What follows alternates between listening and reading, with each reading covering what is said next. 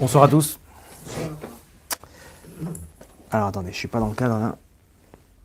Voilà, je pense que c'est mieux là. Ok, super. Donc avant de commencer, j'aimerais dédier le cours pour la refoua chez les de Hari Ben Yasmin, Meir Baruch Ben Sharon Mazal, Anaël Mazal Bat Nelly Aviva et Esther Bat Leila. Ok, Shashurazeye l'irfouatam, Mitor Shach Olam Israël. Ok, donc le cours de ce soir, une question qu'on se pose tous, c'est pourquoi faut-il monter en Israël? Alors, remarquez bien, c'est pas pourquoi il faut quitter la France ou pourquoi il faut quitter les États-Unis, le Canada, le pays dans lequel on se trouve. Généralement, c'est ça ces derniers temps, avec ce qui se passe, l'actualité, etc., tout le monde invoque le mauvais côté. Il faut absolument partir, il faut partir, il faut partir. Mais on n'explique pas pourquoi il faut venir en Israël. C'est-à-dire que même si tout va bien dans le monde, il y a un avantage d'être en Israël, d'être en Israël, plutôt que d'être en Rousslaret. Vous allez voir que même ceux qui sont en Israël, ce cours-là, il peut leur servir, parce qu'il y en a qui sont en Israël, mais ils souffrent. Ils n'ont toujours pas réussi à débloquer le but de ce qu'Hachem veut de nous sur cette terre, sur ce point géographique, ok? Et que, y en a qui repartent, il y en a qui sont pas bien, il y en a qui pensent encore à la baguette et au croissant français, ils n'arrivent pas à s'intégrer. Et donc, comment dire, donc, ils sont là sans être là, quoi. Donc aujourd'hui, ce soir, on va essayer d'expliquer, essayer de déclencher un moteur. Pourquoi il faut que je vienne en Israël? Tout est bien. Tu as vu les chutes du Niagara? Il y a des trucs incroyables dans le monde. Pourquoi je dois venir en Israël? Qu'est-ce qu'il y a de plus? C'est vrai qu'en Israël, il y a tous les climats. On peut faire en 4 heures de temps, on passe de la neige au désert. Il y a tous les climats en Israël. On va à Eilat, là-bas, c'est les tropiques. Tu peux nager avec les dauphins. Tu montes un peu plus haut, c'est la mer Morte, là-bas c'est 50 degrés. Tu montes un peu plus haut, c'est Tel Aviv et le centre-ville, c'est les forêts incroyables, Jérusalem, etc. Tu montes encore, c'est la neige. La neige dans le mont Hermon, tous les climats possibles. Tous les climats possibles, en un petit pays, tout le monde se dispute cette terre, on sent qu'il y a quelque chose, mais tu veux comparer avec comment ça s'appelle viens, je te montre les forêts qu'il y a en Suisse. Viens, je te montre les montagnes qu'il y a là-bas, la neige. Tu me parles du Mont Hermon, mais c'est une blague. Viens, je te montre les pistes là-bas, aux Alpes. C'est une blague quand même, par rapport à tout ce qu'il y a dans le monde. Donc, c'est quand même un miracle. Comme tu as dit, à Yerushalayim, il neige et à Eilat, les gens ils sont à la plage. Voilà, ici on a un échantillon de tout, mais on va dire quand même, écoute, moi j'aime faire du ski, je préfère aller aux deux Alpes. Donc, qu'est-ce que tu veux? Qu'est-ce que tu m'apportes de plus que dans le monde? C'est ça la question. Et bon, nous on vient avec les menaces. Et des menaces de Gog ou Magog, montez vite, montez vite, montez vite. Attends, peut-être que viens, on va habiter dans un autre pays, en Suisse, là-bas ils sont neutres. Là, il n'y aura peut-être pas de Gog ou Magog. En Australie, tranquille. En Nouvelle-Zélande, c'est bon. Pourquoi il faut monter en Israël? C'est quoi le principe, le principe? Et c'est ce qu'on va expliquer ce soir sur le bon côté. Pas pourquoi il faut quitter les pays du monde et monter en Israël, mais pourquoi il faut monter. Et même si tout va bien, même si on est à l'aise là où on est, quel intérêt j'ai à gagner à monter en Israël? Okay, et pourquoi Hachem il a fait un principe comme ça où on doit se retrouver dans une même terre, la terre d'Eret Israël qu'il a promis à nos ancêtres. Donc c'est l'objet du cours de ce soir. On va essayer de rentrer en profondeur, dans l'idée générale de la profondeur des choses, de ce qu'Hachem il a mis en place. Ok, donc, comme on a dit, on va dire comme ça à une personne, on va lui dire, voilà, sache qu'il faut que tu montes en Israël. Dire, explique-moi pourquoi. Pourquoi? Qu'est-ce que j'ai de plus à gagner? Je suis très bien. Viens, je vais te montrer, vous les rabbinim, vous ne connaissez pas, mais viens, je vais te montrer là-bas les plages de sable fin, l'eau turquoise là-bas en Caraïbes, tu vas comprendre que Eretz Israël, ça vaut pas le truc. Viens, je vais te montrer là-bas des vues incroyables dans tous les pays du monde, comment dire, des volcans, des machins. Viens, je vais te montrer le casino de Las Vegas. Il y a chacun son truc. Il y en a c'est Deauville, il y en a c'est... Genre, quel intérêt de venir là? Voilà, qu'est-ce que tu me proposes? Qu'est-ce que tu as à me proposer? Exactement, c'est vrai ou pas? Qu'est-ce que vous avez à proposer les rabbinim avec votre terre? Ok, t'as raison. Il y a des choses incroyables sur terre, tout ce qu'on appelle Marabout Maaser Hashem. C'est ça les merveilles d'Hachem. Marabout Maaser Hashem, qu'est-ce qu'elles sont belles, qu'est-ce qu'ils sont beaux tes actes. Hachem, c'est-à-dire que toute la nature, elle est incroyable. Incroyable. Pourquoi maintenant, si toute la nature, elle est incroyable? Tout ça, c'est Hachem qui l'a fait. Ces chutes du Niagara, c'est qui? C'est Hachem? C'est Hachem. Pourquoi maintenant je dois choisir plus cette terre-là que cette terre-là? C'est ça la question. Ok? Donc, et pourquoi en plus? Regardez, si c'est ça, pourquoi Hachem il a fait des États-Unis une grande puissance. La France, l'Angleterre, quand même, tu me dis, voilà, Hachem, il est là, mais tu vois bien qu'il y a encore mieux sur Terre. Ça, c'est la question. Qu'est-ce qu'on a à répondre, nous, les rabbinim? Enfin, je suis pas grave, mais qu'est-ce qu'on a à proposer? C'est quoi le Inyan? Le Inyan, il est simple. Très simple. On va commencer sur ce principe-là, vous allez voir, ça va. Et on va approfondir Bezrat Hashem. Le Inyan, il est simple. On dit comme ça, dans la bracha de Alamiria, on dit Valeretz remda tova urechava sheratzita veinchalta lavotenu. Et sur cette terre, remda, bien-aimée, tova, qui est bonne, urechava, qui est large, cette terre-là, sheratzita, que tu as voulu, Hachem. C'est ça le point. Cette terre-là, de toutes les terres, c'est celle que tu as voulu. C'est celle que tu as choisie. Veinchalta lavotenu. Et tu l'as fait hériter à nos pères, à nos ancêtres. La différence, elle est simple. Mais c'est une différence entre le ciel et la terre. C'est la terre qu'Hachem, il a choisie. C'est vrai que tout est beau. Tout est Marabout Maaser Hachem. Il n'y a rien à dire. Mais cette terre, c'est celle qu'Hachem, il a choisie. Et à partir du moment où cette terre, c'est Hachem qui l'a choisie, ça change tout. Ça change toute la donne. À quoi ça ressemble? Je vais vous donner un exemple. On voit que même les goïms, dès qu'il se passe comme ça, tout le monde est rivé sur Israël. Bien sûr, on va en parler. Ça relie à le Passouk. Ce qu'il y a écrit dans... On va en parler. Mais à quoi ça ressemble? Un mari qui amène sa femme choisir un bijou. Et elle lui dit...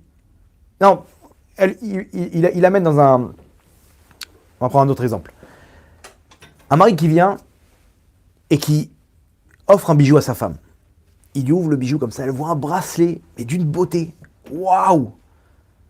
Et elle tombe amoureuse de ce bracelet, et elle est contente. Maintenant, il lui dit, regarde, écoute, si tu veux, on peut changer le bijou. On peut aller dans la bijouterie. Si tu veux quelque chose de mieux, peut-être tu voulais un collier. Pas du tout, rien du tout. Pourquoi? Tu sais ce qu'il y avait là-bas?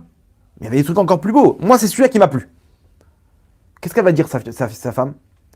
Elle va dire, moi, je veux rien d'autre. Si c'est celui-là qui t'a plu, c'est celui-là que tu vois de beau chez moi, c'est celui-là que je veux. Je veux rien d'autre. Je veux rien d'autre. Hachem, il a choisi cette terre et nous l'a donnée. On n'a rien à vouloir de plus. Vous comprenez?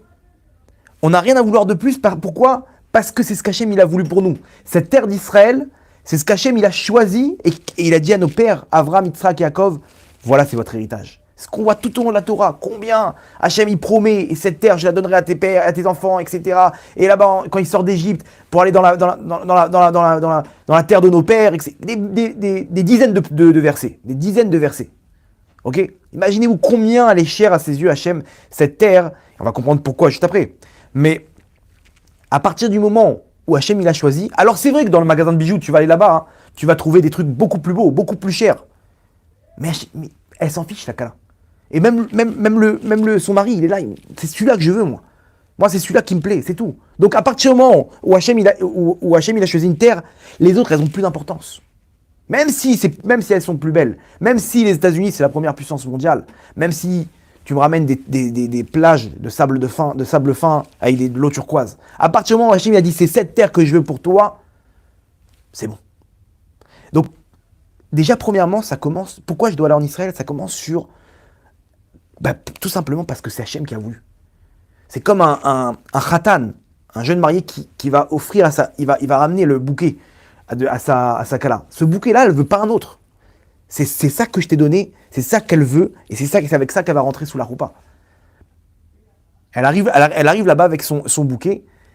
Attends, mais c'est mesquin, on va prendre un autre truc. Non, t'as pas compris, c'est ça que je veux. C'est lui qui m'a offert ce bouquet. Ça a une valeur sentimentale. Exactement. Et plein de fois, vous voyez des trucs, pour demander aux grand-mères, mais qu'est-ce que tu fais, mamie, avec ce bijou? Tu rigoles? Ce bijou-là, je l'ai reçu ça date de mon arrière-grand-mère. Mais non, c'est un rubis tout moisi, comme il n'y a plus rien. Mais c'est important, c'est sentimental. Cette terre-là, il y a un lien sentimental.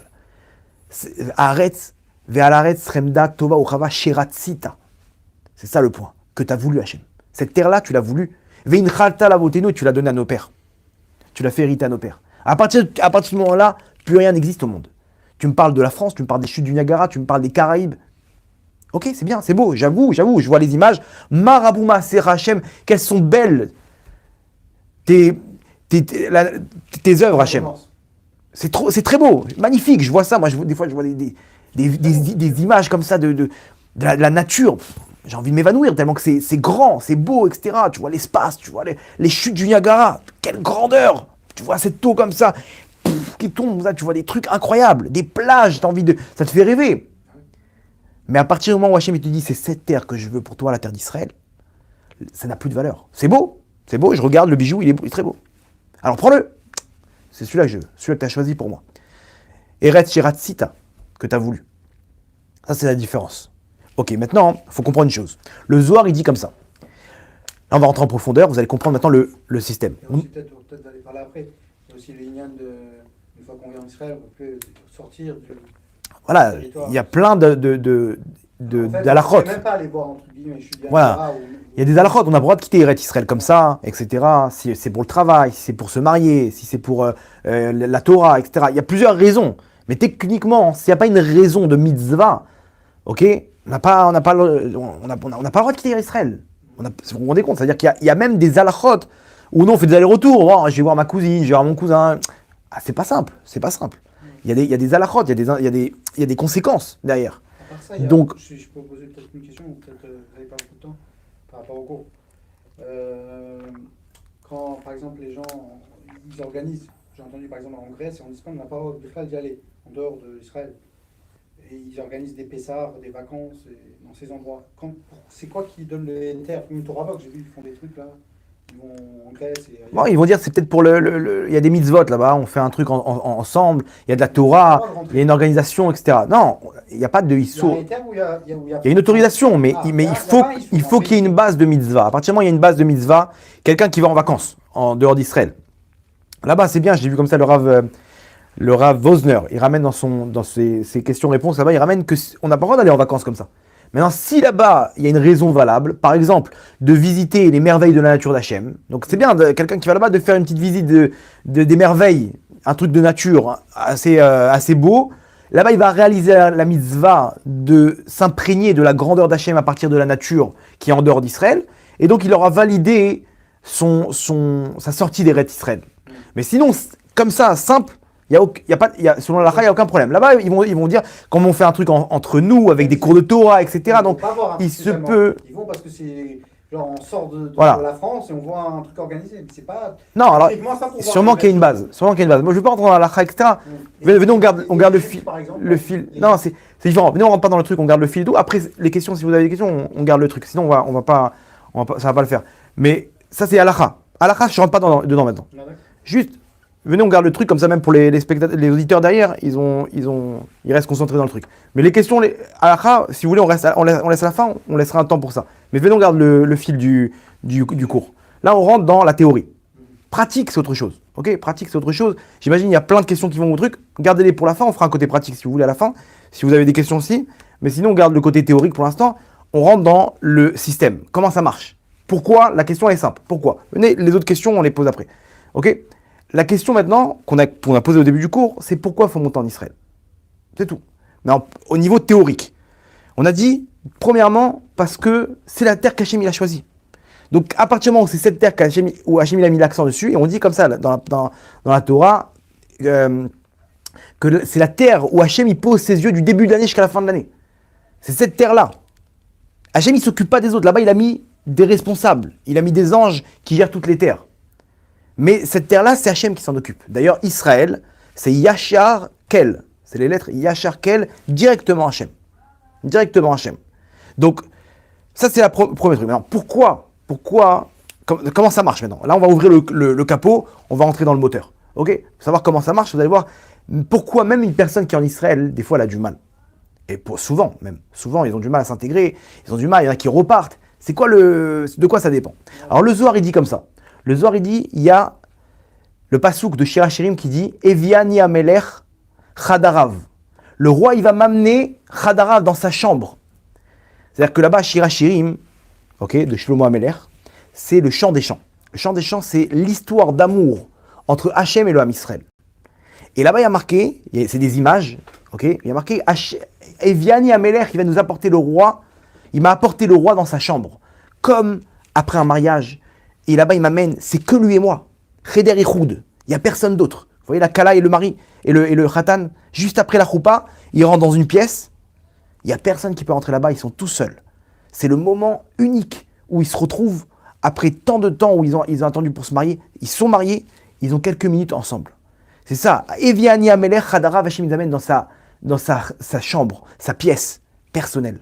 Imaginez-vous le roi, il est là, il a ses ministres, il a ses conseillers, il a ses serviteurs, il a toute cette ambiance autour de lui et il va s'immobiliser avec sa bien-aimée dans sa chambre. Personne d'autre, plus personne ne le dérange, unique, un moment unique. Ça, c'est ce qu'Hachem dit sur le Ham Israël. Qu'est-ce que ça représente, nous dit le Zohar? C'est quoi la chambre d'Hachem? La chambre d'Hachem, c'est Eretz Israël. C'est Israël. Maintenant, regardez bien le Zohar, il rentre en profondeur. Il dit Chadarav, sa chambre, c'est, si on sépare le mot, ça fait Chad, Rio. C'est quoi Rio?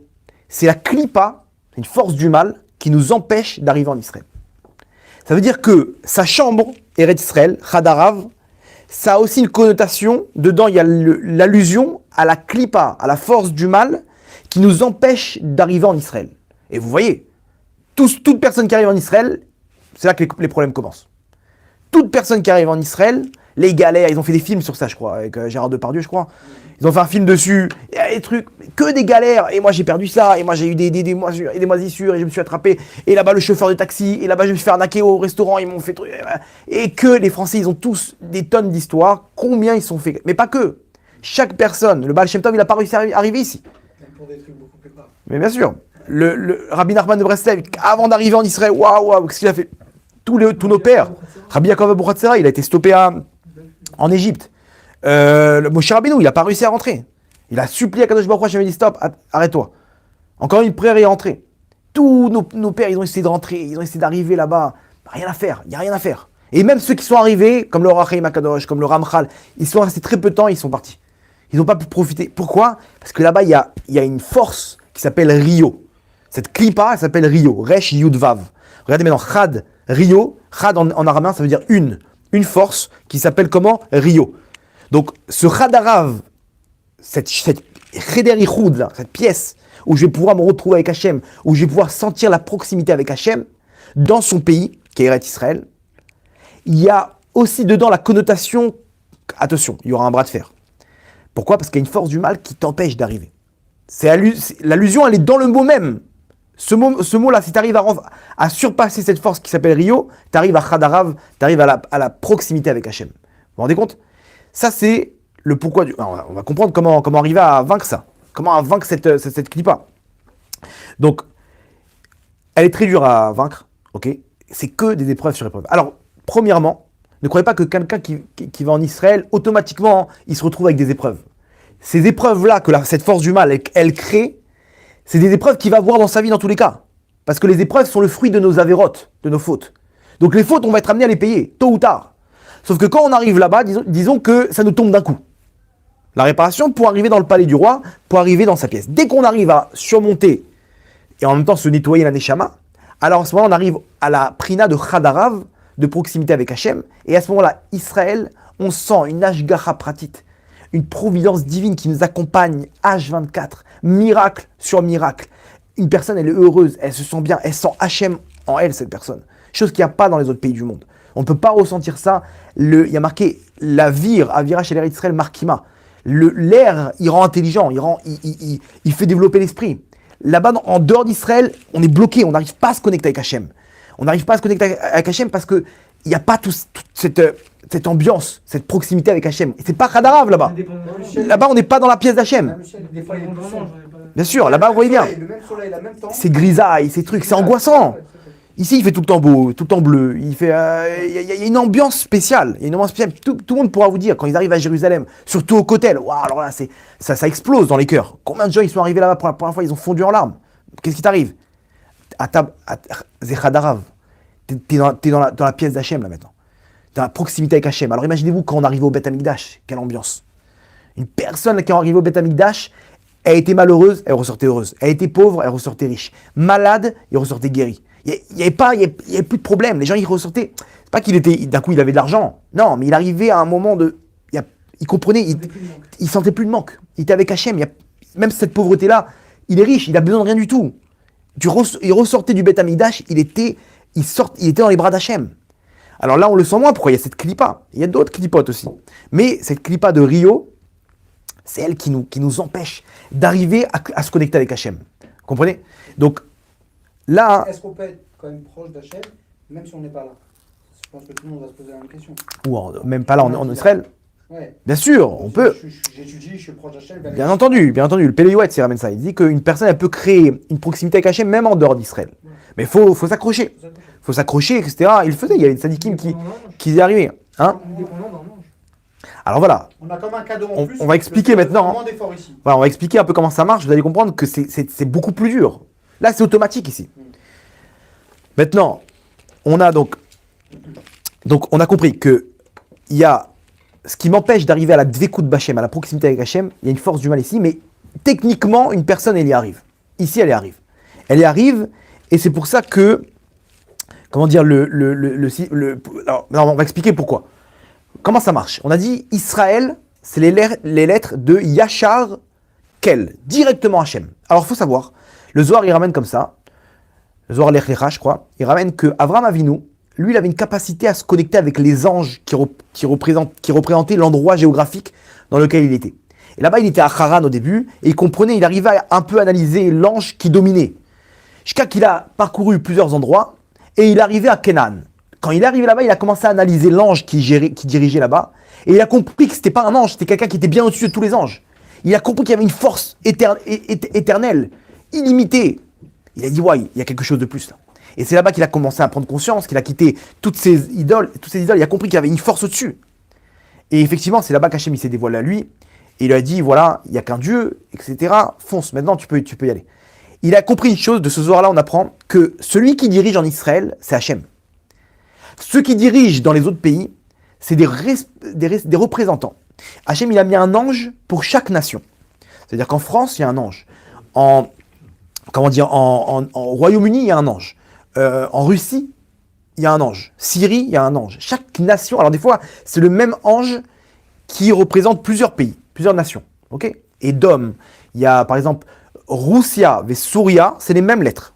Si vous changez, c'est les mêmes lettres. Ça veut dire que c'est le même ange qui dirige. C'est pour ça qu'ils sont potes, les deux, la Russie et la Syrie. Parce que c'est le même ange qui dirige. C'est les mêmes lettres, sauf qu'on les interprète. C'est un ange qui dirige deux anges, qui est Russie et Syrie. Ok? En hébreu, c'est Roussia, Souria. Si vous échangez, c'est les mêmes lettres. Exactement. Maintenant, donc, on a... Et donc, ce qui se passe, c'est simple. C'est que toute l'abondance qui descend, elle descend à Jérusalem. C'est Sha'ar Shamaim, c'est les portes du ciel. C'est le lien entre les mondes d'en haut et les mondes d'en bas, c'est Jérusalem. De là-bas, ça se déploie en Israël. Et d'Israël dans tous les pays du monde. Dans tous les pays du monde. Donc, chaque ange, il reçoit sa part et il distribue à son pays l'abondance. Donc quelqu'un qui est en France, il reçoit de manière indirecte toute l'abondance d'Hachem. Donc le lien qu'il a avec Hachem, il est indirect. Vous comprenez comment c'est beaucoup plus dur d'arriver à ça? Bien sûr que même indirectement, on peut y arriver. Mais c'est terrible, c'est très dur. D'un autre côté, en Israël, c'est direct, le lien il est direct. Même si la personne elle est loin en Torah Mitzvot, il a cette proximité avec Hachem. Il peut y arriver s'il arrive à surmonter cette clipa qui s'appelle Rio, dont on a parlé. Tu vas la plus facile. Évidemment. S'il l'accepte. Et donc, regardez, sur ça, vous allez comprendre pourquoi, à Jérusalem, il y a des représentants de chaque peuple du monde. Pourquoi c'est la ville sainte des chrétiens? Pourquoi c'est la ville sainte des musulmans? Qu'est-ce qu'ils ont? Attends, je ne comprends pas. Dans le Coran, il n'y a qu'une référence à Jérusalem. Une seule référence, là-bas, ils en ont fait une ville sainte. Et là-bas, ils sont là, et dès qu'on met des caméras de sécurité, c'est la guerre. On dirait, mais calmez-vous, qu'est-ce qui se passe? Qu'est-ce qui se passe? On n'a rien demandé. Non, il faut qu'on soit là-bas. Ils savent pas, mais inconsciemment, ils ont besoin de récupérer des commissions. L'abondance, elle descend là-bas. Il faut qu'ils soient là-bas pour puiser de ça. Les chrétiens, ils sont là-bas aussi. Pourquoi ils sont tous réunis là-bas? Ceux qui veulent faire le nouvel ordre mondial, ils veulent faire leur capitale à Jérusalem. Mais qu'est-ce qui t'arrive? Qu'est-ce qui t'arrive à Jérusalem? Va à Bruxelles, je sais pas. T'as d'autres pays. Jérusalem. C'est inconscient chez eux. Ils savent qu'ici, il y a la Gdusha, il y a l'abondance du monde. L'abondance, elle est là et elle se déploie dans tout le monde. Vous comprenez? Donc, ça, c'est le lien. Regardez maintenant comment c'est fort. Quand Yaakov, il est monté en Égypte. Rappelez-vous donc l'histoire. Il a appris que son fils, Yosef, qui pensait avoir perdu, finalement, c'est le roi d'Égypte. Enfin, juste en dessous de Paro, mais c'est lui qui dirige tout. Là-bas, il y a la famine en Israël, et en Égypte, c'est l'abondance. Donc maintenant, il doit descendre, comme c'est la famine en Israël. Il comprend qu'il faut descendre en Égypte. Il comprend le message d'Hachem. Hachem lui dit, c'est bon, tu peux descendre. Là-bas, il va commencer l'exil, et je vous sortirai, ne vous inquiétez pas, je serai avec vous. Regardez le pasouk. Le verset nous dit comme ça. Il dit, donc Hachem lui dit, tu peux descendre, je descendrai avec toi en Égypte, et je te ramènerai de là-bas. Et c'est Yosef qui mettra sa main sur tes yeux, etc. T'inquiète pas, tu n'auras rien à craindre. Même si tu sors d'Israël, tu n'auras rien à craindre. Alors il y a marqué comme ça, Yaakov Beersheva, il s'est levé Yaakov de Beersheva. Vaïsou ben Israël et Yaakov vient vetapam vet Nachem ba'agalot asher shalach paro la setoto. Donc ils ont pris les enfants de Yaakov, leur père, ses enfants, ses femmes, dans les charrettes qu'il a mis à leur disposition Paro, Pharaon, pour faire déménager tout le monde. Là-bas, il y a marqué Vaïkou et Miknem, ils ont pris leur bétail, Vet Rechusham et tous leurs biens. D'où il vient ces biens-là et ce bétail? Asher Rachishu Be'eretz Kenaan, qu'ils ont obtenu en Israël. Eretz Kenaan, c'est Eretz Israël. Pourquoi le verset, pourquoi Hachem il nous dit, tu sais tout ce qu'ils ont rapporté avec eux, ça vient d'Israël. Déjà, première question, il avait aussi des biens et du bétail de Lavan. Il est où ce bétail-là? Ils sont où ces biens? 21 ans, il a travaillé chez Lavan. Toute sa richesse, elle venait de Lavan. C'était en Syrie, à Haran, il était. Pourquoi? Il a pas pris, il a tout laissé là-bas. Il a marqué, il a pris que les biens qu'il a récupérés en Israël. Et deuxièmement, qu'est-ce que tu veux déménager tout ça? T'as tout en Égypte. Yosef, ton fils, c'est le roi d'Égypte. Tu crois qu'il lui manque des bétails là-bas? Tu crois qu'il lui manque des biens? C'est bon, tu auras des habits, tu auras tout ce qu'il faut là-bas. Pourquoi Yaakov, il a pris ses biens, il a tout mis sur les charrettes, il a déménagé? Je pense pas que Yaakov, il était à cheval sur les objets sentimentaux. Non, ça c'est le truc de mon grand-père, ça c'est le truc de ma maman. Je pense pas qu'on était là-bas. C'était plus spirituel. Vous savez ce que nous dit le Zohar? Nos sages nous disent, les biens de Lavan, il a tout donné à Esav. Quand il a eu la rencontre avec Esav, il a dit à Esav, prends tout mon frère, prends tout. Prends, tu vois tout ça là, c'est à toi. Les cadeaux, les machins, tout ce qu'il a récupéré, il a donné à Esav. Vous savez pourquoi? Parce que les biens qui ont été obtenus en dehors d'Israël, ils n'ont aucune bracha. Comme ça nous disent nos sages. Tout ce qui a été obtenu en dehors d'Israël, Yaakov, il ne voulait pas de ça. Il n'y a aucune bracha. Par contre, regardez l'inverse. Ce qui a été obtenu à Canaan, en Israël, il l'emporte avec lui. Parce que tout ce que tu vas me proposer en Égypte, ça ne vaut rien par rapport à ce qui a été créé en Israël. En Israël, il y a la bracha. En Israël, il y a le contact avec Hachem. C'est Hachem qui me l'a donné. Ce bétail-là, cette vache-là, elle n'a pas la même valeur que ta vache là-bas en Égypte. Pourquoi? Parce que cette vache, c'est Hachem qui me l'a donnée. Ta vache, c'est un ange qui te l'a donnée. Indirectement, c'est Hachem, bien sûr. Mais ça n'a pas de bracha. Quand ça vient d'Hachem, automatiquement, il y a la bracha. Automatiquement, il y a la bracha. Vous comprenez jusqu'où ça va? Yaakov, lui, il voyait ça. Il voyait la spiritualité des choses. Il a tout jarté. Vas-y, je veux pas tous ces biens-là. Donne tout à Esav. Et là-bas, il dit à Yosef, c'est bon, moi j'ai mon truc. J'ai mes habits, tu me donneras rien. Il a amené cette Eretz Israël là-bas, avec les biens qu'il avait. C'est bien d'être accroché à Eretz Israël, même ceux qui habitent en dehors d'Israël, d'avoir au moins, je sais pas, de donner la tzedaka en Israël, de faire des trucs là-bas, d'avoir des... C'est important. Donc, ça c'est la force d'Eretz Israël. Eretz Israël, c'est Ashgacha Pratit. Tu es en providence divine, Hachem il te guide. Il n'y a rien qui peut t'empêcher de te rapprocher d'Hachem. C'est automatique, c'est un aimant. Alors il y a cette clipa, il y a cette force du mal qui fait écran, qui nous permet en fait de réparer nos fautes. Et ce sont les épreuves qu'on doit surmonter. On va expliquer aussi comment ça marche. Et c'est ça le secret de la réussite en Israël. Il y a que du positif. Hein? Il y a que du positif en fait. Il y a que vous allez voir la suite. C'est impressionnant. Quelqu'un en Israël, c'est impressionnant. C'est ce qui déploie. Même une personne qui a fait ni Torah ni Mitzvot en Israël, elle va avoir des surprises après 120 ans, la place qu'elle va avoir. Mais de toute façon, les gens qui viennent pas, c'est que pour la clipa. C'est que un d'argent. Il y a une deuxième chose, on va expliquer. Non, mais c'est que ça. Si on va expliquer. La même situation c'est pas que la vac ici, c'est pas que l'argent. Il y a des gens aussi. La plupart, voilà. J'ai une bonne situation. Voilà, c'est vrai. Voilà. Et quand il vient ici, il veut pas faire autre chose. Il y a aussi un autre point. Exactement. Il y a aussi un autre point. Vous allez voir jusqu'où ça va. Maintenant, ici, c'est un aimant. Hachem, t'es dans le palais du roi. Chadarav. Eviani Ameler, il m'a apporté le roi dans sa chambre. Ça y est, c'est Cheder Ichoud avec Hachem. Alors c'est dur, il y a un bras de fer. C'est pour ça qu'il n'y a pas de navire hors d'Israël.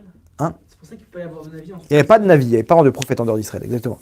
Il y a plein de choses, il y a plein d'incidences. Mais ici, Hachem, il t'amène dans sa chambre. Il t'amène avec toi, Ashgacha Pratit. T'es directement avec Hachem, t'es main dans la main avec Hachem. Ça, tu peux le ressentir qu'en Israël, il n'y a pas en dehors d'Israël.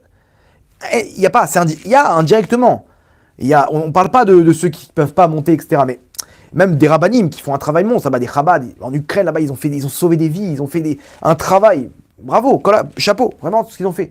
Eux, ils sont dans une autre atmosphère, une autre ambiance, vous allez voir la suite. Mais ici, tu es avec Hachem. Et on voit tous les miracles qu'il y a eu ici. Toutes les guerres qu'il y a eu ici, avant ça, la Seconde Guerre mondiale déjà, le seul pays qui n'a pas été touché par les nazis, ils ont vaincu toutes les nations. Ils leur ont mis une pâtée à tous. La France, direct, les premiers, boum, France, tous les pays, ils ont conquis l'Europe. Même l'Angleterre là-bas, ils se sont fait éclater, c'était juste une histoire de temps avant qu'ils tombent sous les nazis. Il arrive avec son armée, en Israël, il n'arrive pas. Et c'est là-bas le début de la fin. Elle à l'Allemagne, là-bas en Égypte, il arrive avec son armée, avec les Italiens là-bas, ils ont tout perdu. Ils n'ont pas réussi à rentrer, il avait les accords déjà avec le moufti de Jérusalem. Il avait tout pour préparer, pour faire des camps de la mort à Jérusalem, il avait prévu. Ils avaient tout prêt, tout prévu. Pourquoi ? Hachem il dit, tu peux faire ce que tu veux en Khoutzaretz. Mais ici, c'est moi le patron. Ici, tu ne rentreras pas. La guerre d'indépendance. Ils sont levés 7 nations contre Israël. Les pays du monde, ils ont voté à l'ONU pour que Israël y soit... Parce qu'ils savaient très bien que c'était la fin des Juifs. Vous vous rendez compte ? Ils ont voté, ils se sont dit, bon vas-y. Le lendemain du vote, ils vont se faire attaquer par toutes les nations arabes, ils vont se faire raser. Il y en a, ils ont voté, regardez jusqu'où ça va. Hachem il dit, oh, c'est moi le patron ici. Vous pouvez venir à 25 nations si vous voulez. Moi j'ai décrété qu'ici personne ne touchera. Et il y a eu des miracles là-bas, il y avait les Anglais qui leur empêchaient de ramener des armes. Et eux, ils ramenaient des armes dans des oranges, des grenades dans des oranges. Ils ont fait des faux tanks en carton, des trucs. Mais d'où ils ont eu cette sagesse ? C'est pas qu'ils sont plus intelligents que les Arabes. Non. C'est qu'Hachem, il a dit, personne ne rentrera ici. Je ramène mes enfants sur leur terre. Et à tel point que le Vatican, ils ont changé. Parce que pour eux, le fait que Israël, leur théorie, c'est quoi ? C'est que Hachem, il a changé de bord. Ça y est, il a viré ses enfants, il a changé. Il a pris une nouvelle direction avec les chrétiens. Ah, comment t'expliques maintenant qu'ils rentrent en Israël les Juifs ? Ils ont changé le discours. Ils ont dit maintenant peut-être que Dieu il est en train de ramener peut-être aussi les Juifs. Mais c'est toujours nous. Mais il y a peut-être que bon, on va dire il leur donne un petit bonbon quoi. Mais c'est toujours. Vous vous rendez compte ? Ils sont obligés de changer le discours. Comment t'expliques ça ? C'est Hachem il a pris les chrétiens. Alors pourquoi ils sont là-bas ils retournent tous en Israël ? Et ils ont dit, bon, de toute façon, c'est une histoire de 15-20 ans, il ne va pas tenir ce pays. Comme ça, Jacques Chirac s'est prononcé. Ce pays ne durera pas plus de 20 ans. Il est où Jacques Chirac, il est où ils sont Israël. La guerre de Kippour, d'abord la guerre des 6 jours. La guerre des 6 jours et la guerre de Kippour, c'est les 2 guerres qui ne sont pas enseignées dans les écoles de stratégie militaire dans le monde. Ces guerres-là, viens, je te montre les stratégies. Mais non, c'est que des miracles. C'est que de la chance, ils vont dire ça. C'est que ils ont eu la poisse, les Arabes. C'est pas possible. Les guerres qu'il y a eu à Gaza. Moi, j'étais à la guerre à Gaza à Plomb-Durcy. J'étais combattant là-bas. Ils m'ont sorti direct parce que j'étais blessé au poignet. Mais là-bas, des miracles sur miracles. Là-bas, il m'a raconté, mes copains qui étaient là-bas, qu'eux, ils sont rentrés. Même à chaque fois qu'il lançait, ça tombait toujours à Il m'a raconté que là-bas, il y a un rave qui rentre avec eux. Pourquoi ? Si jamais il y a des morts, il faut réunir les morceaux du corps, le mettre dans un sac. Selon la halakha, le corps il doit être réuni entièrement. Imaginez-vous. Ils avaient prévu, maintenant c'est des trucs qui sont lourds, c'est des trucs des housses pour mettre les corps. Ce rave là, lui, il a un sac à dos avec tous les sacs. Ils avaient prévu, normalement il peut prendre que 3 sacs. Ils lui ont dit prends 7 avec toi. Pourquoi ? Parce qu'ils savaient très bien qu'à partir du moment où ils vont rentrer là-bas à Gaza, ils vont se faire une pluie d'obus de mortier. Une pluie d'obus de mortier, il y aura des morts que des morts. La veille, il a plu à torrent toute la nuit. Quand on est rentré, les obus de mortier qui explosent, ils sont tombés dans la boue, ils ont été amortis. Il n'y en a pas un qui a explosé, pas un. Une pluie d'obus de mortier, il n'y en a pas un seul qui a explosé. Comment c'est possible? Il y a alors, moi, j'étais dans le génie militaire, c'est les démineurs. On a des transports de troupes, c'est comme des tanks sans canon. Alors, dedans, il y a plein d'explosifs. C'est pour ouvrir le passage, quoi. S'il y a ça s'appelle un Puma, ok, c'est un genre de tank sans canon. S'il y en a un qui prend une roquette, ouah, il n'y a aucune chance de survivre. Parce que dedans, il y a des explosifs, donc tout pète à l'intérieur. Il y en a, maintenant, c'est des fils de tanks comme ça. Il y a des bulldozers blindés, etc. Et ils avancent. Moi, j'ai 4 copains, à moi de l'unité.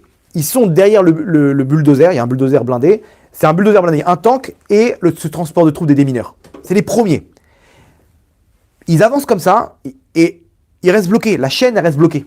Ils ne peuvent plus avancer. Derrière, il y a un tank. Le tank, il va pour les doubler. Mais ce qui s'est passé, c'est que juste avant, les hommes du Hamas, ils ont envoyé une roquette. Maintenant, la roquette, elle visait le transport de troupes. Lui-même, il s'est bloqué. Donc le tank, comme il a dépassé, c'est lui qui a pris la roquette. Maintenant, il faut comprendre, les tanks israéliens, les Merkava 4, ils sont faits comme une tortue. Ça veut dire que la roquette, elle ricoche. L'autre, c'est un ancien truc, c'est plus carré. Et si ça rentre perpendiculairement, ça explose. Ça rentre à l'intérieur, ça explose. Le tank, lui, comme c'est très arrondi, c'est un peu comme comme une tortue. Donc, ça ricoche. La roquette, elle a ricoché, elle a explosé plus loin. J'ai dit, Hachem, il a fait en sorte que le tank, le transport de troupes, il soit bloqué pour que le tank, il fasse écran. Ils ont vu ça, ils ont fait le schéma Israël en pleurant. Des miracles sur miracles. Il y avait une maison blindée là-bas, d'explosifs. Ils sont arrivés, mais comment ça se déclenche? Ils mettent un fil transparent.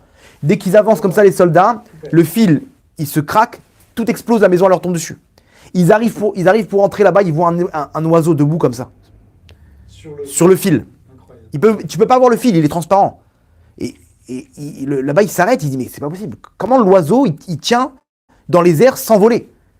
Et il comprend celui qui menait là-bas l'attaque, il comprend qu'il y a un fil. Il a dit, plus personne n'avance.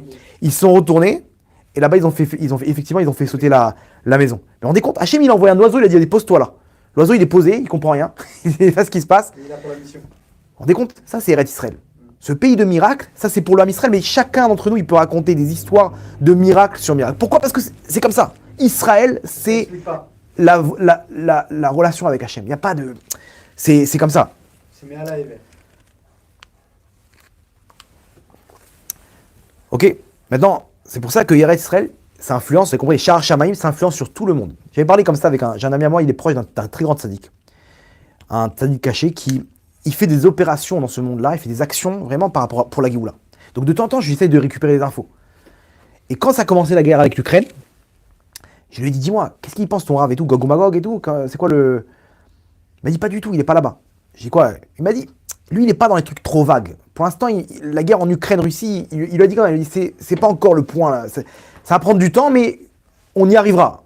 Mais pour l'instant, il n'était pas du tout concentré là-bas. Alors que tout le monde était en train de dire, voilà, c'est bon, la Gog ou Magog et tout. Lui, il n'était pas là-bas du tout. Je dis, il est sur quel point? Sur quoi il travaille maintenant? Il travaille sur le gouvernement. Pour faire tomber le gouvernement. Ce gouvernement-là, chaque chose qu'il fait, il donne des forces aux forces du mal dans le monde. Parce qu'il détruit la Torah, il déracine la Torah, ils font des problèmes avec le Shabbat, des problèmes avec plein de choses. Le kotel, le machin. Ils font entrer de la Touma dans ce monde-là. À partir du moment où tu fais entrer dans la Touma, ça rigole pas. Tu fais entrer de la Touma, de l'impureté en Israël, tu fais entrer de l'impureté dans tout le monde. Donc, ce gouvernement, il est nocif. Il est nocif pour l'abondance qui descend, qui doit amener ça retarde la Géoula. Et lui, il est en train de travailler pour faire tomber ce gouvernement. Pourquoi? Parce que c'est là-bas que ça se passe. Ça rigole pas. Quand ils font pas Shabbat en Israël, ils font des travaux le Shabbat, ça influence sur tout le monde. L'abondance du Shabbat, qui est l'abondance sur toute la semaine, en Israël, c'est l'abondance pour toute la semaine, pour tout le monde. Donc s'il y a des chilou les Shabbat, c'est un grand problème. Et eux, ils font ça du matin au soir, ils essaient de trouver des combines, comment déraciner la Torah, comment détourner le Ham Israël de sa Torah et de ses mitzvot et de sa terre. Et lui, il travaille sur ça. Donc ça, on a compris le principe, on récapitule vite fait. Ici, c'est la maison d'Hachem, c'est le palais du roi. Eviani Amelech Chadarav. Hachem nous amène dans sa demeure, dans sa pièce. Chadarav, c'est aussi, ça fait référence à la force du mal qui nous empêche d'y arriver. Et comme vous avez dit, une personne en France qui dit, attends, mais sache que tu es sous contrôle de la clipa de Rio. Si tu sens que tu n'as pas envie de venir, que tu n'as aucune force, tu n'as aucune motivation, c'est que tu es sous l'emprise de la clipa. Ah, comment faire maintenant? On va voir comment déclencher ça. Et vous avez compris aussi que même si on est en Israël, on peut être sous l'influence de cette clipa. Les gens, ils disent non, je peux pas rester ici, je supporte pas. Ils partent en France, le mec, il prend le ticket de métro, il est au top. Pourquoi? Il dit, je supporte pas, il y a trop de pression en Israël, il y a trop d'angoisse. C'est trop le stress, c'est trop le truc. Tu montes dans le bus et tout le monde te crie dessus, ils ont pas de patience. Moi, j'aime bien quand c'est poli, j'aime bien quand. Ils sont durs, les Israéliens. T'es dans la clipa, là. Il y en a, ils voient pas ça. Et c'est pour ça que les gens, ils souffrent. Mais d'un autre côté, si on te dit qu'il y a Hachem ici, normalement, ça doit être le Gan Eden. Alors pourquoi? Regardez comment c'est intéressant. C'est simple. Au lieu de se battre contre la clipa, on te dit une chose. Tu as deux choix. Ou tu es en mode Rad Rio, donc cette clipa de Rio, ou tu es en mode Rad Arav. Soit tu te bats contre la clipa, soit tu te rapproches d'Hachem. Vous avez compris que si je me bats contre la clipa, je me rapproche forcément d'Hachem. Mais ici, on a tendance à se battre contre la clipa. Et c'est quoi ce gouvernement? Et Lieberman, et Lapide, et Bennett, et machin, et j'en ai marre, et le chauffeur de taxi, et le coût de la vie ici en Israël, et les loyers, et on ne peut pas acheter un appartement, et les voisins, et les trucs. T'es contre la clipa maintenant, ça sert à rien, t'es perdu d'avance. Par contre, il y a quelqu'un qui est avec Hachem. Au lieu de se battre contre le mal, il se rentre le bien. Il se focalise sur le bien. Il est en mode Khadarav, il est en mode je suis avec toi Hachem. J'ai aucune clipa là, je suis pas du tout là-bas moi. Je suis pas dans un combat contre une force du mal. Je suis dans mon rapprochement avec toi. Et ça, c'est pas l'intermédiaire de la Emouna. Quand on travaille la Emouna et qu'on comprend qu'ici, c'est Hachem le patron. Hachem t'a décidé que je gagne 200 shekels ce mois-ci ou 18 000 shekels, c'est toi le patron. Hachem t'a décidé que j'habite ici, c'est toi le patron. Je suis avec toi, Hachem, main dans la main, Emouna. Oui, mais c'est dur, c'est pas dur. C'est ce que tu veux, Hachem, c'est la meilleure des choses pour moi. Parce que ce que tu fais, c'est la meilleure des choses pour moi, il n'y a pas d'erreur. Tu as décidé que j'ai cet appartement, j'ai cette ville, j'ai tel voisin, je dois payer combien? Combien il faut payer l'essence? 7,30, je sais plus combien le truc. Ils s'arrêtent pas d'augmenter. Ils n'arrêtent pas d'augmenter les produits en plastique, là, les rad PMI. C'est hors de prix maintenant, mais ils sont malades. Ils vont bientôt les mettre dans des Brinks pour les ramener dans les supermarchés, tellement que ils s'arrêtent plus. Mais pourquoi Il y en a, ils vont dire quoi? Il y en a marre de ce Lieberman, il y en a marre de le pétrole et le machin, l'Arabie Saoudite. On s'en fiche de tout ça. Hachem, tu veux quoi? Tu veux qu'on paye tant pour rester en Israël? Il n'y a pas de problème. Je suis conscient que tu me donneras tout ce que j'ai besoin pour le faire. Vous comprenez le discours? Deux discours différents. Il y en a un, il se bat contre la clipa, et il y en a un, il se rapproche d'Hachem. Il ne voit pas la clipa. Il est avec toi, Hachem. Hachem, j'arrive. Je suis là. N'aie pas peur. Je vais pas me laisser abattre. Et il se bat, et il se bat, et il se bat. Il est avec la Emouna, il est dans ses prières. Et il voit ça comme un tremplin pour arriver à Hachem. Alors, tous les obstacles, ils tombent. Parce qu'il arrive. Parce que naturellement, il y a un aimant entre lui et Hachem. Par contre, s'il est focalisé sur la clipa et qu'il ne voit pas Hachem, alors c'est perdu d'avance. C'est quoi le déclic pour que la personne, entre guillemets, on va dire, qu'elle parte de France? C'est un déclic parce que lui, il te dit, moi je suis bien. Alors attends, on y va. C'est ça le plus On y va. dur. Parce que tout ça, la Emouna, les gens ils peuvent l'avoir. On y va. Je croyais bien que j'allais bien en parler. Mais on y va. Comment créer ça?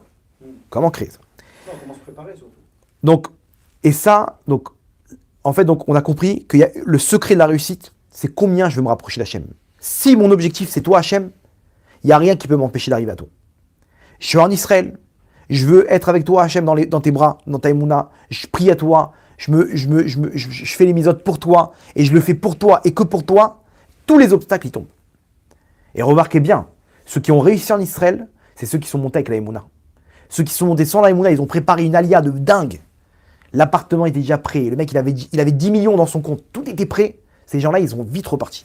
C'est bizarre, hein? Il y a un dicton qui dit que pour être millionnaire en Israël, il faut devenir milliardaire. Ça, c'est les gens qui sont dans la clipa.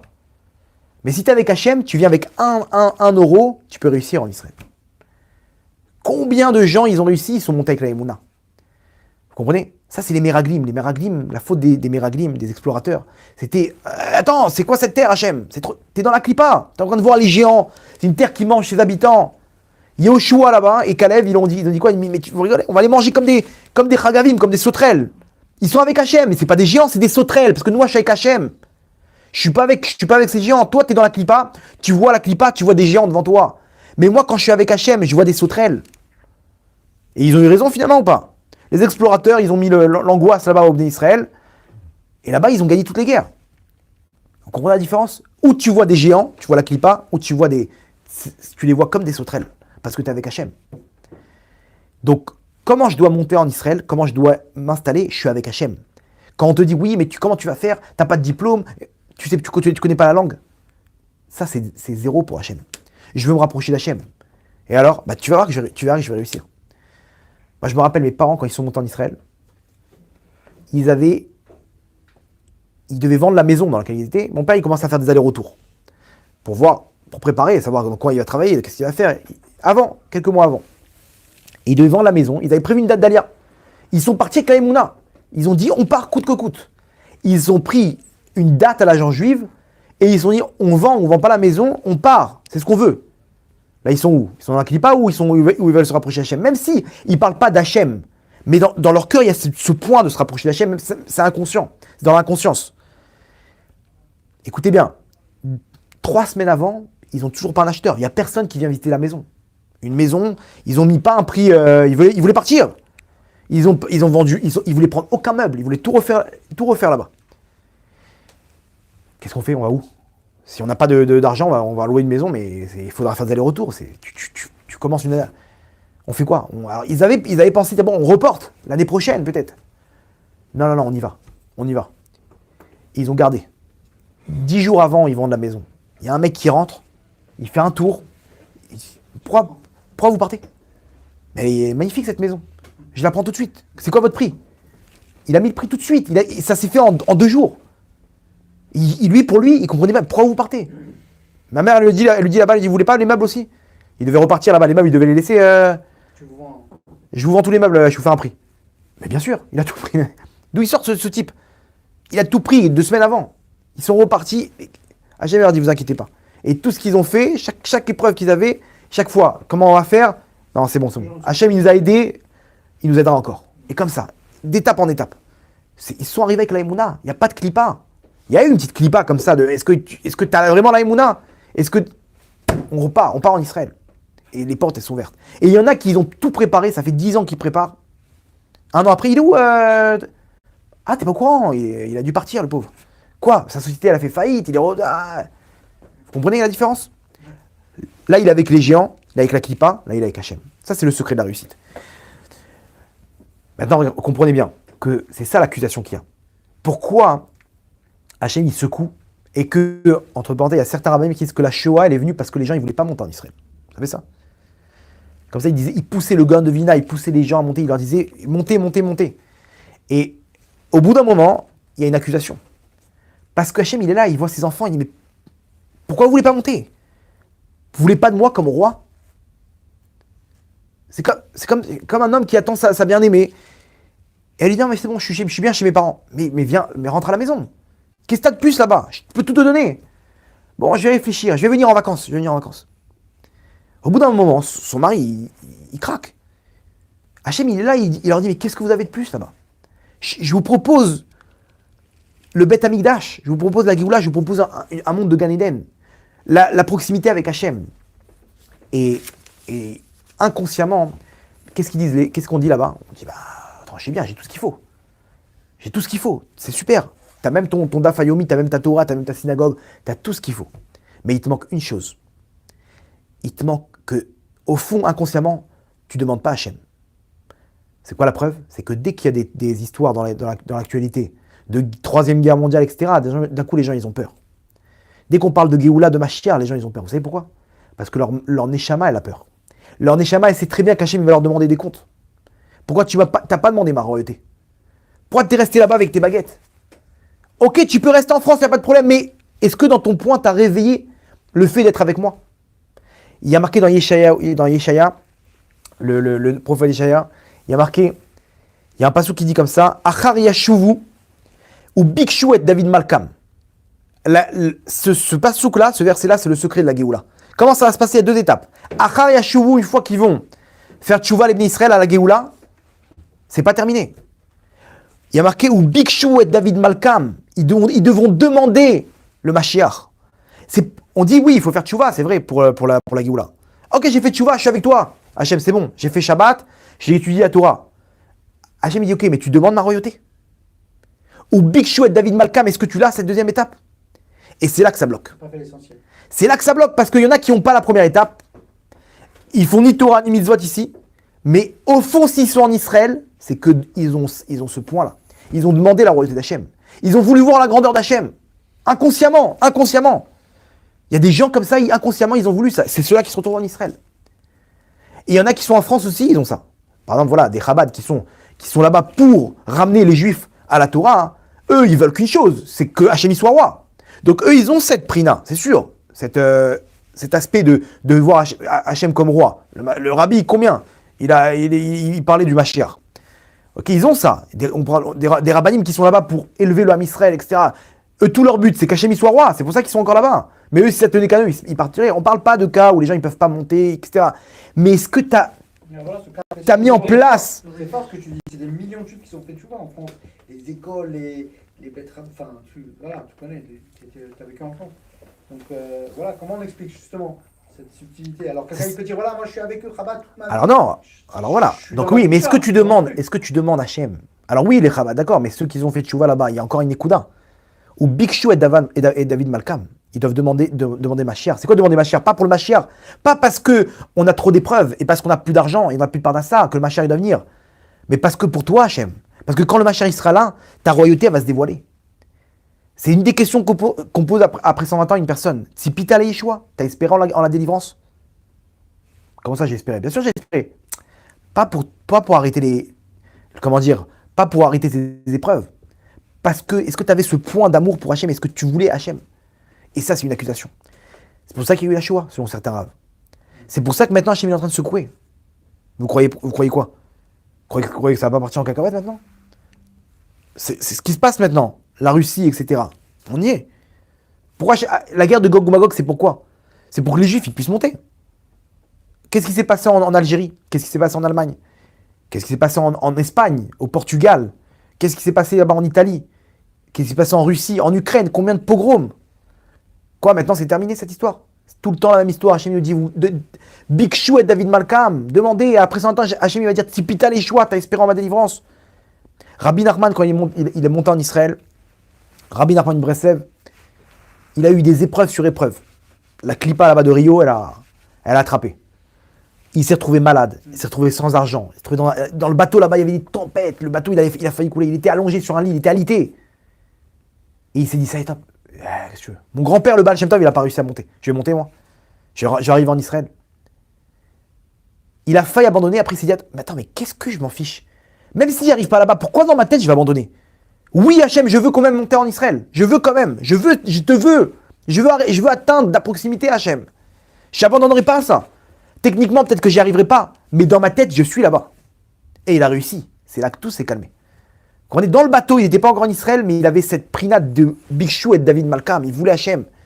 Vous comprenez? Quand il est revenu en Ukraine, il a brûlé tous ses écrits. Il a dit depuis que je suis monté en Israël, j'ai plus. Il voulait plus qu'on parle de sa Torah avant d'être monté en Israël.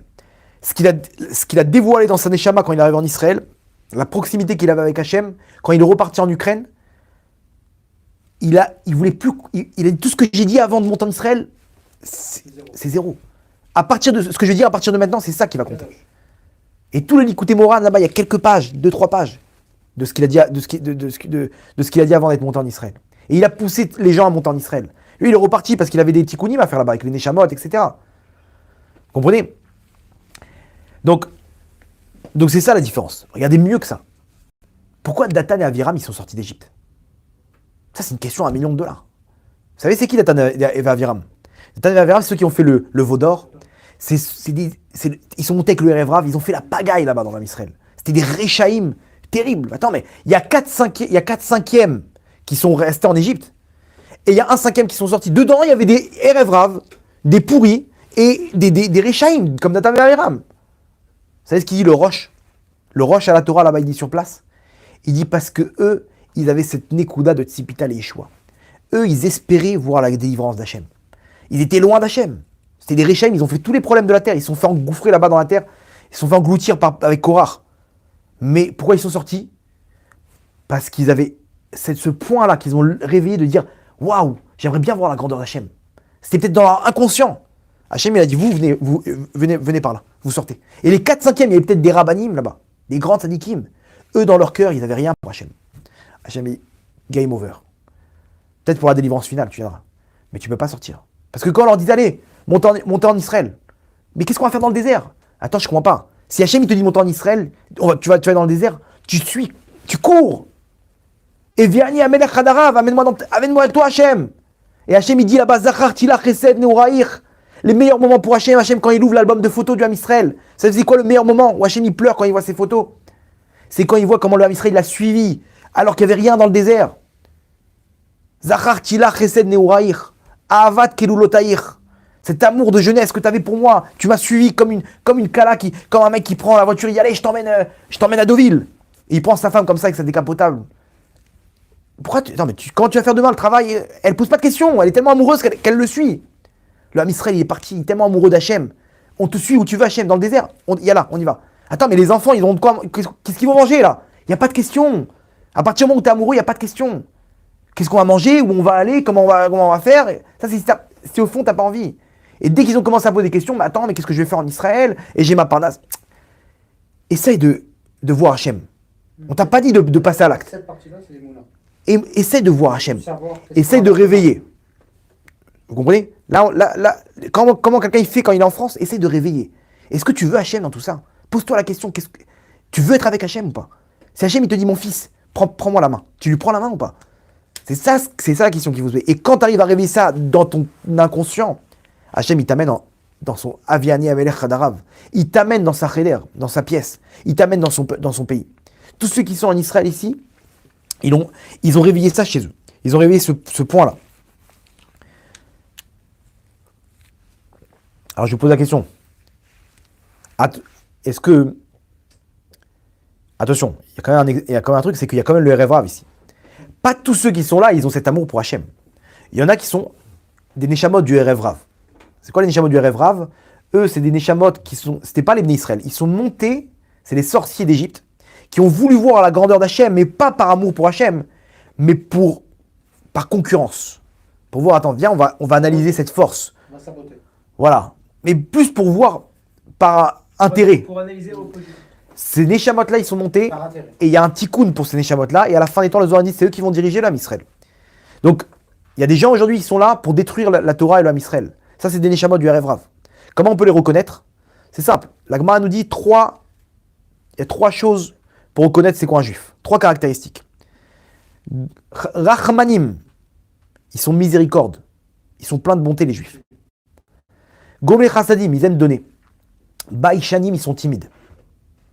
C'est pas la vérité, si je mens. C'est la galoute, il est damé. Mais un juif, il est pudique. Il est pudique, c'est pas un. Sa nature, elle est pudique. Bien sûr, la galoute, elle a mis en l'air, mais il est pudique. Il aime donner. Les juifs, là où ils sont, ils aiment faire des choses. Et il est Rahman. Il est plein de bonté. Il est miséricorde. Donc, si vous voyez quelqu'un de cruel, c'est que sa neshama, elle est du Erev Rav. Du Erev Rav. On voit ce gouvernement. Terrible, un gouvernement terrible. Cruauté. Ils n'ont aucune pitié pour garder leur pouvoir. Ils sont prêts à donner tout aux Arabes. 50 milliards des terroristes. Et là, maintenant, non. De temps en temps, il y a des vagues. C'est une histoire entre eux. Dis qu'il y a un problème, là. Ils veulent pas avouer. Bennett, non seulement il est pas parti voir une seule famille d'endeuillés, mais un coup de fil. C'est pas de la cruauté, ça? Il a été voir juste le mec qui est rentré à Denis. Enfin, tous les trois. Mais va voir les endeuillés. Il y a eu combien de morts? Il y a eu 11 morts. 11 morts. Va à un enterrement. Va voir les endeuillés. C'est quoi? T'as pas le temps. Passe un coup de fil. C'est quoi? 1 minute. Bonjour, je vous appelle au nom des habitants de l'État d'Israël. Il n'a pas de Rahman. Toutes mes condoléances. 1 minute, ça te prend rien du tout. Zéro. C'est de la cruauté. T'as pas de pitié pour les... Parce que c'est pas dans ses intérêts. Non. Par contre, quand c'est les Arabes, quand c'est machin, c'est des intérêts. C'est vrai ce que les rabbanim qui disent qu'il va... C'est vrai ça? C'est toi qui parles avec des... Je sais pas. J'ai entendu ça, mais j'ai pas vérifié quoi, pour confirmer. En tout cas, même s'il est juif, ça peut être une échava du Erev Rav. Peut-être pas. On n'est pas dans... Mais en tout cas, on peut voir ce qui se passe aujourd'hui. C'est pas anodin. Il y a, comme le Zohar il dit, c'est le Erev Rav qui dirige. Il n'y en a pas pour longtemps, vous inquiétez pas. Mais en tout cas, En tout cas, c'est comme ça que ça marche. Alors maintenant, je pose une question. Est-ce que l'inverse, à part si c'est des Neshamot du Erev Rav, si une personne ne fait pas Torah ou Mitzvot, et qu'elle est en Israël, mais qu'elle n'a pas développé cet amour pour Hachem, parce que forcément, tu vois, il ne sait même pas c'est qui Hachem, le mec.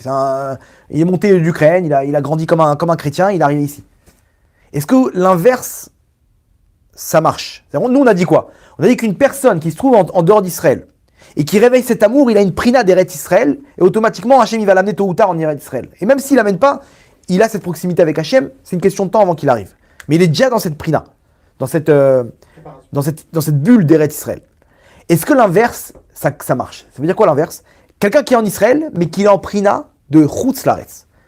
Il n'est pas du tout avec Hachem. Et c'est comme si il est en dehors d'Israël. Ça marche ça ou pas? Alors regardez comment c'est incroyable. Le Rabbi Nathan Mibreslev, il ramène dans le Likutei Halachot, là-bas, dans le Birkat Hareach. Il ramène un truc incroyable. Il dit, la force d'Israël, elle est tellement grande que si quelqu'un y monte et qui n'a ni Torah, ni Mitzvot, la force d'Eretz Israël avec la Torah des Tzadikim, elle lui fait faire son tikkun et elle lui réunit toutes ces étincelles qu'il aurait dû faire s'il avait été dans la Torah et les Mitzvot. Même s'il n'a rien fait de sa vie, le mec il est en Eretz Israël, son compteur il tourne tout seul, son tikkun. Il n'a fait aucun tikkun dans sa vie. Ces étincelles qu'il aurait dû réunir, par exemple, je prends une personne qui était en France, il n'a rien fait de sa vie, il a fait pas une étincelle, parce que vous savez que les peuples du monde ils sont éparpillés. Enfin, il y a les Juifs qui sont éparpillés dans les peuples du monde pour récupérer les étincelles spirituelles pour, à partir du moment où tout va être récupéré, c'est la Géoula.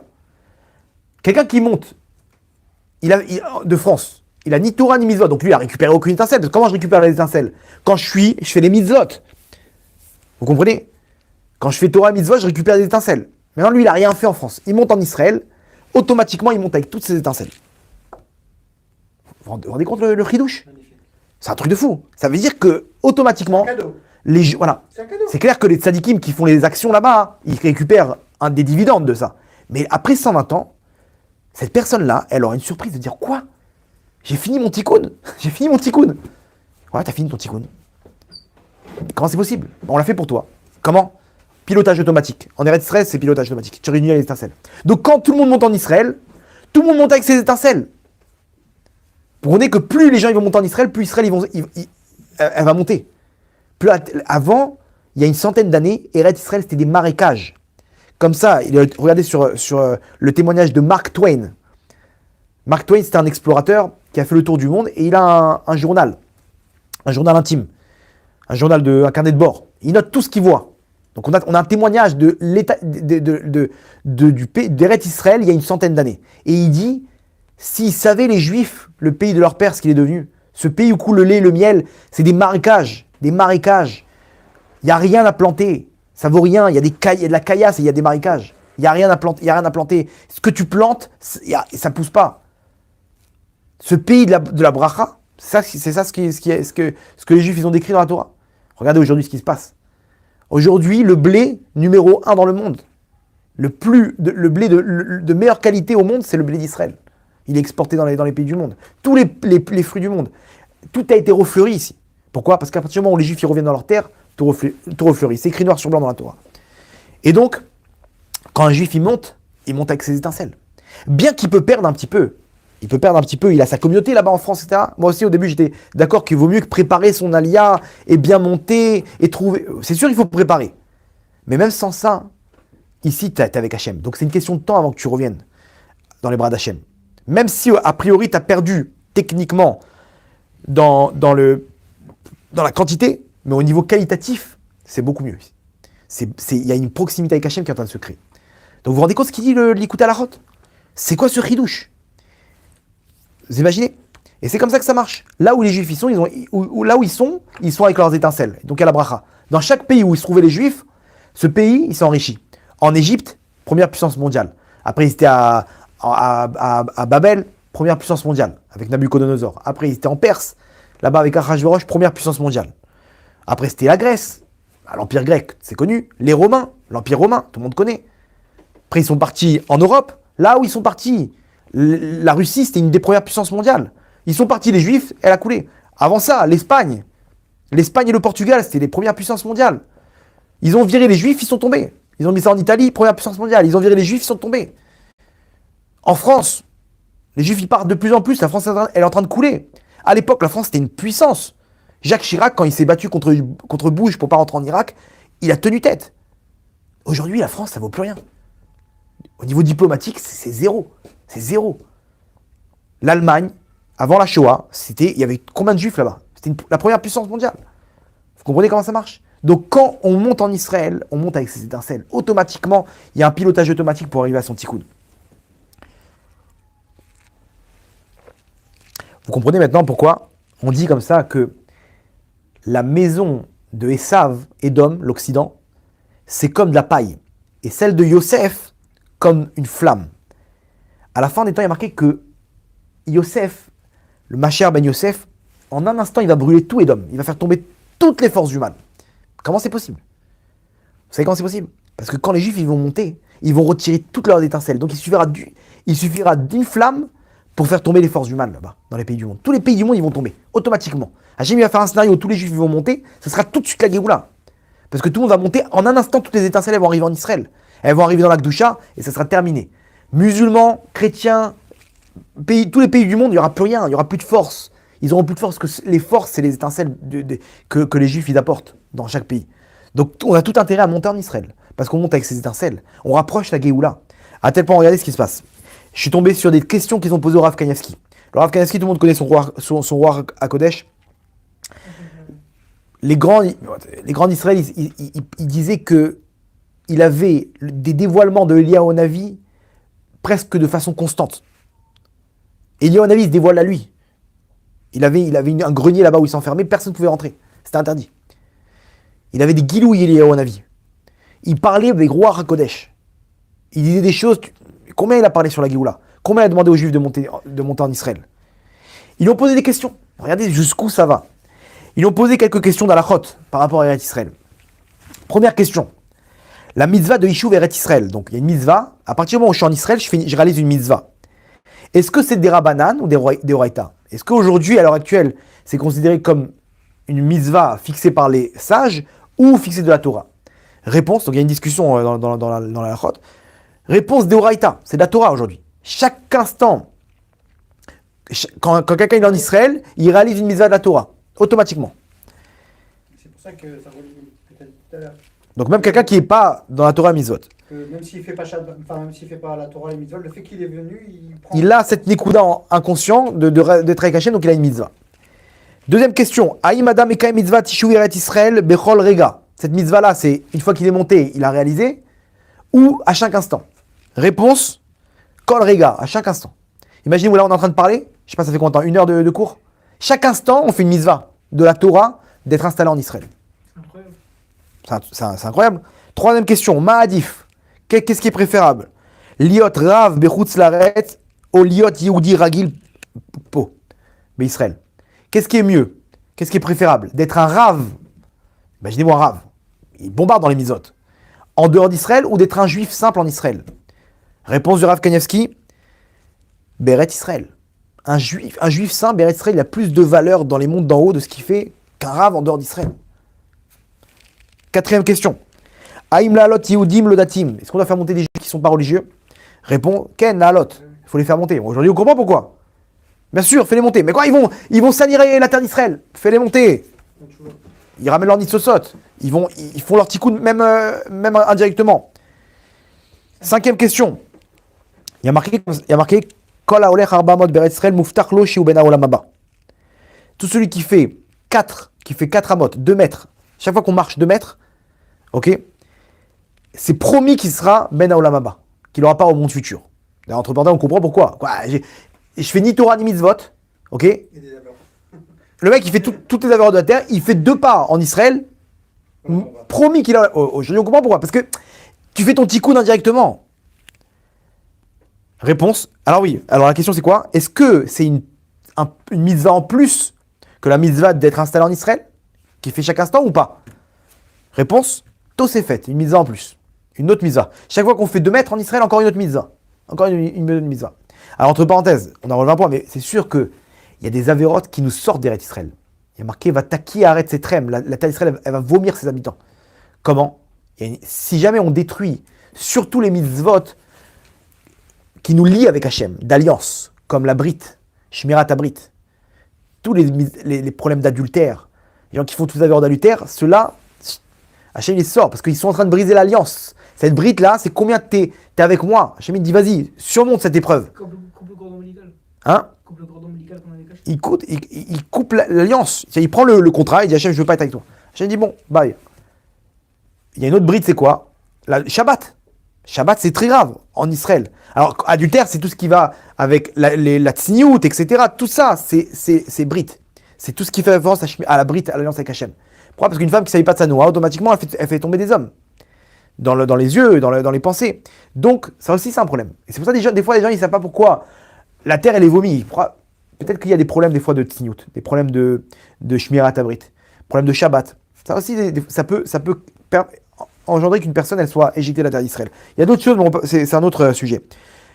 Regardez la suite. Quelle est la définition Magdara Be'ir Beret Israël Shavuro Mekabel Din Ira Kodesh? Vous savez qu'il y a des villes qu'on appelle des villes saintes. Quelle est la définition pour qu'on puisse appeler une ville en Israël une ville sainte?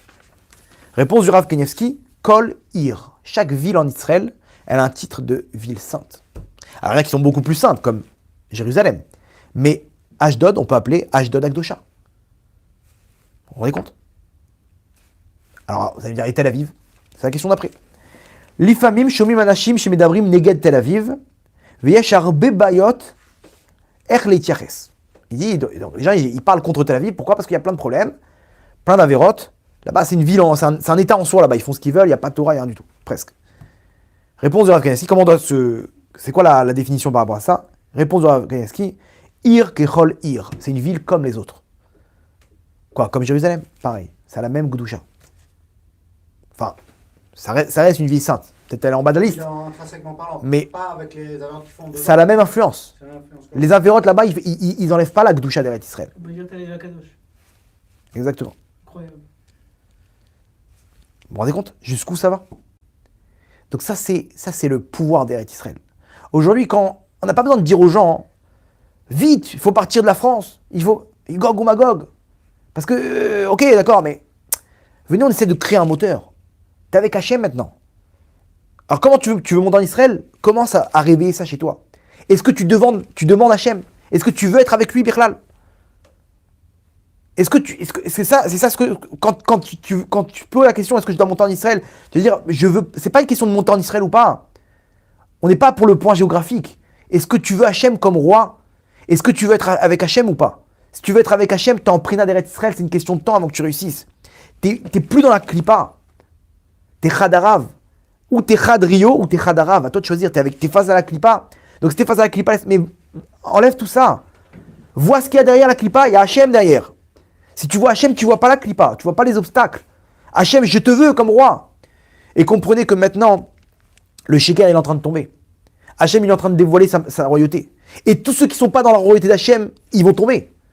Donc c'est maintenant qu'il faut crier, il faut hurler au Ham Israël, réveillez-vous, ce que tu veux Hachem comme roi. Ou Bikshu et David Malkam. C'est pas tout de faire tchouva, c'est pas tout d'être dans c'est bon, j'ai fait mes mitzvot, j'ai fait mon Shabbat, c'est bon, ils ont demandé les rabbinim de prendre sur eux des choses. Allez, renforcez-vous. On s'en fiche de ça, Le but, c'est à l'intérieur, est-ce que tu as réveillé ton amour pour Hachem? Les mitzvot, pour les mitzvot, Hachem, il en a rien à battre. Rachamana liba bae, Hachem, il veut le cœur. Les mitzvot, c'est un moyen pour y arriver. La Torah, c'est un moyen pour y arriver. Hachem, il veut notre cœur. C'est tout. Et Hachem, il nous réveille. Mes enfants, allez, on va encore secouer. Et après, hop, Corona, Mashiach, il n'y a plus rien. 2 ans de Corona, les gens, ils ont oublié, ils sont repartis. La guerre de Gog ou Magog, Hachem, il calme. Alors que c'est encore pire maintenant, parce qu'avant, au début de la guerre, il n'y avait pas de possibilité que ça parte en nucléaire tout de suite. Là, maintenant, on est d'accord qu'on est plus proche d'une guerre nucléaire qu'il y a un mois. Et pourtant, les gens, ils n'en parlent plus. Ça y est, Et Hachem, il est en train de secouer. Mais quand est-ce que vous allez comprendre, mes tzadikim? Vous avez vu ce qui s'est passé en Allemagne? Demandez Bikshu et David Malkam. Demandez la royauté. Demandez-moi. C'est ça le but de la Géoula. Tzipita le Yeshua. Est-ce que tu as espéré en moi? Est-ce que tu as eu ce point-là? C'est bien tes mitzvot, c'est bien, mais ne fais pas ça pour mettre un V. C'est bon, je vais pas me faire scalper après 120 ans. Ça vaut rien, c'est vide. C'est un début. Bitor shelo lishma, balishma, il faut commencer avec ça. Mais n'oublie pas une chose, pour Hachem. Il faut que tu débloques ce point-là. Si tu débloques ce point-là, et comme ça, tu fais ton alia, il ne peut rien t'arriver. Parce que tu es main dans la main avec Hachem. On va finir avec une histoire. Le Rav Yaakov Yosef Herman. C'était un des grands le patron avant tout, je ne sais pas si vous avez entendu parler. Ouais. Un livre, je conseille à tout le monde de lire ce livre. Ah, tu l'as eu 2 fois? Ah, ouais. Le patron avant tout, c'est un livre, sa fille raconte. Le Rav Yaakov Yosef Herman. C'était un des tzadikim nistarim. Hein. Il était considéré comme un tzadik nistar. Sa fille, elle raconte combien son père, c'est elle qui raconte la biographie, il était fou amoureux d'Hachem. Fou amoureux d'Hachem. Et il habitait aux États-Unis. Et toute sa vie, il a espéré monter en Israël. Il a abandonné là-bas l'argent qu'il avait, les biens, tout. Il a tout abandonné. Il voulait que monter en Israël. Et quand il est monté en Israël, il est arrivé à l'époque, on parle de ça il y a, 80, 90 ans. Il est monté en Israël, c'était les Britanniques qui dominaient. Alors, je conseille à tout le monde de lire ce livre, ouais. Ce livre, ça doit être un livre de chevet pour chacun d'entre nous, le patron avant tout. Il est monté donc en Israël avec ses bagages. À l'époque, vous savez comment c'était? Il montait avec il n'y a pas le cadre. Tu montes avec un conteneur. Tu montes avec 3-4 valises. C'est toute leur vie dedans. Toute leur vie, ils ont tout lâché. Ils sont montés. Ils ont pris le bateau jusqu'à Haïfa. Ceux qui dominaient à l'époque, c'était les Britanniques. Ils arrivent, il y a eu des retards et des retards. Ils arrivent avant vendredi après-midi. Dans quelques heures, c'est Shabbat. Il y a un proche de leur famille qui est venu les chercher. Le problème, c'est que là-bas, à la douane, ils leur font des problèmes. Une queue énorme. Et lui, il voit l'heure. Il sait très bien. Il y a 3/4 d'heure de route de là où ils sont pour arriver. Il dit, j'ai un temps. S'ils me font pas passer, je laisse tout. Je pars. Shabbat, c'est Kadosh. Il demande aux soldats, s'il vous plaît, c'est bientôt Shabbat. On s'en fiche de ton Shabbat. Tu vois pas qu'il y a des gens qui attendent depuis longtemps? Ok, et il dit rien. La clipa. Il vient d'arriver en Israël, il se fait confronter avec la clipa. Et lui dit à sa femme, prépare-toi. S'il faut tout quitter, on quittera tout. Elle dit, mais tu rigoles, des photos, des machins, des trucs. Tu prends une petite valise avec toi, on part. Il pouvait même pas prendre. Non, même pas. Il pouvait même pas prendre une valise parce qu'il y avait la douane. Donc, tout était bloqué, tu pouvais pas prendre de biens. Il dit, tu prends tes bijoux, tu les mets sur toi et on part, c'est tout. Il dit, mais non, mais j'ai des albums de photos, j'ai des trucs de valeur, de ma grand-mère, de mon père, Alors quoi, on va transgresser Shabbat? Non, t'as raison. Et elle commence à voir les larmes qui lui montent et il lui dit, hey, Hachem, il sait ce qu'il fait. T'as confiance en Hachem ou pas? T'as raison. Elle s'est reprise et ils ont attendu encore. Une demi-heure, 1 heure, il voit dans 1/4 d'heure, si on passe pas, c'est terminé. Il tente le coup une dernière fois, il va voir le soldat là-bas. Je vous en supplie, on a Shabbat, je vais devoir tout laisser. Je vais tout laisser. Mais c'est quoi, tu me menaces? Mais laisse tes affaires. Je m'en fiche complètement. C'est ton problème. Ici, il y a des règles. Tu veux pas. Ils étaient très durs, les Britanniques. Ils étaient très durs avec les Juifs. Le 1/4 d'heure, il passe. Il voit qu'il y en a encore pour au moins une bonne heure. Il dit à sa femme, il dit, allez, on y va. Sa femme, elle souffle. Elle dit, ok. Il dit au soldat, il dit, voilà, regardez, on a pris rien avec nous. On a tout laissé là-bas. Ciao. On part. Ouais, partez. Et ils partent, ils montent avec leurs proches dans la voiture, ils foncent, ils arrivent 1/4 d'heure avant l'entrée de Shabbat. 1/4 d'heure avant l'entrée de Shabbat, vite, ils préparent, etc. Et ils rentrent dans Shabbat. Ils ont tout laissé. Et ils racontent, c'était le plus beau Shabbat qu'ils ont passé de leur vie. Là-bas, ils chantaient, il avait une lumière sur son visage. Lui et sa femme, ils étaient au 7e ciel. Ils étaient avec Hachem. Ils ont fait confiance à Hachem. Ils disent, Hachem, on est avec toi. On s'en fiche de tout ça. Ça, c'est le rouge de la vanne, ça. On s'en fiche. On a tout perdu, mais c'est pas grave pour être avec toi, Hachem. On est là pour toi, pour te prendre dans la main.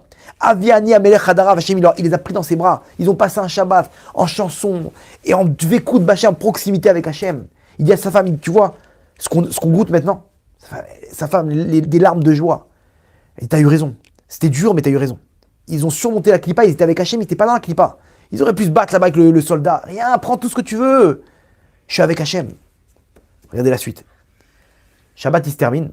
Sa femme, elle commence à s'inquiéter. Elle dit, mais quand même, j'avais des trucs importants. Viens, on retourne. Peut-être que ils ont dû sûrement prendre des effets personnels, etc., des trucs qu'ils avaient besoin, mais ils ont dû laisser des habits, ils ont dû laisser des trucs, des photos. Même une photo, je la retrouve, c'est important pour moi. Mes enfants, ma famille, mes parents.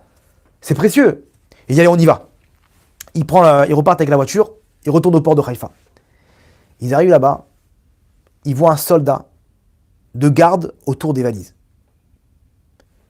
C'était dans la nuit. Il arrive avec une lampe. Vous voulez quoi? Ne vous approchez pas d'ici. Il dit non, c'est nos valises. Mais c'est maintenant que vous venez. Mais ça fait des heures que je vous attends. Il dit comment ça? Mais on comptait pas revenir. On est venu pas. On s'est dit peut-être il nous restait des habits. Non, je vous explique. Mon chef, il a eu tellement de la peine. Il dit mais quoi, ces juifs-là, ils sont capables d'abandonner leurs affaires pour leur Shabbat. Il a eu les boules. Il m'a attrapé, il a dit écoute-moi bien. Tu resteras ici jusqu'à temps qu'ils reviennent. Personne ne touche à leurs affaires. Mais non, mais je croyais qu'ils allaient revenir dans une heure ou deux. Ou le lendemain matin. Ça fait des heures que je suis là. On m'a changé, etc. Mais j'en peux plus. Venez, c'est quand que vous allez venir? On attendait que le Shabbat est terminé. Il dit bon allez, prenez tout ça et partez d'ici. Ils se sont retrouvés les affaires intactes. Les bijoux intacts. Hachem, il leur a placé un soldat personnel là-bas. Sur leurs affaires. Hachem, il dit vous êtes avec moi, n'ayez pas peur. Il ne pourra rien vous arriver. Ils sont plus dans la clipa. Ils sont plus dans ouais, regarde ces Britanniques, comment on va faire? Arrête tout ça, t'es avec Hachem ou pas? Si t'es avec Hachem, il peut rien t'arriver. C'est pour ça qu'on dit Be'artzion Tiepeleta, ici ce sera le refuge. Parce qu'ici on est dans les bras d'Hachem. Le monde il va se secouer. Hachem il va secouer le monde. Mais il y a un endroit où Hachem il va mettre des soldats, des gardes du corps pour chacun d'entre nous, des anges qui vont nous protéger.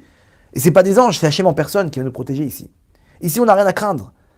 On entend des trucs, les musulmans, les machins, le ramadan, super, jusqu'à demain. Ceux qui sont partis, c'est qu'ils doivent partir. Même sans vous, ils seraient partis.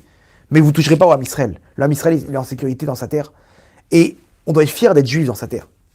Pourquoi? Parce qu'on est dans les bras d'Hachem. Et c'est ça qu'on doit réveiller, cet amour pour Hachem, cette vécoute pour Hachem. Comme ça, Hachem, il nous prend, Avian Yamelech Hadarav, au moment où il devient Melech, où il devient roi, il nous ramène dans sa chambre, dans son palais, avec la Géoula Berachamim. Baruch Adonai Leolam. Amen, amen. Amen.